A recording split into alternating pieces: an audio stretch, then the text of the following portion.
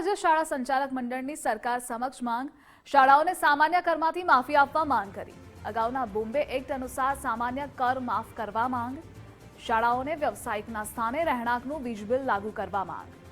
ગ્રાન્ટની અછતના કારણે 5 થી 8 લાખ કર પોષાય તેમ નથી। શૈક્ષણિક સંસ્થાઓને કરમાંથી માફી આપવી જોઈએ। 20% 12% અમારી ગ્રાન્ટેડ શાળાઓ છે અને 8% જે છે સ્વનિર્ભર છે। તો અમને બધાને વીજ બિલનું જે અમને કોમર્શિયલ આપવામાં આવે છે એના બદલે અમને રેસિડેન્શિયલ બિલ આપવામાં આવે, પહેલી બાબત। બીજી બાબત કે નિયમ છે બોમ્બે મ્યુનિસિપલ એક્ટ મુજબ કે શૈક્ષણિક સંસ્થા અને મંદિરો અને મસ્જિદો, ધાર્મિક સ્થળો એ બધાને સામાન્ય ઉપકરમાંથી ને સામાન્ય કરમાંથી માફી આપેલ છે। હવે હમણાં બાયડમાં અરવલ્લીની અંદર કોર્ટમાં જઈ અને શૈક્ષણિક સંસ્થાએ ચુકાદો લીધો અને એનો લાભ લીધો।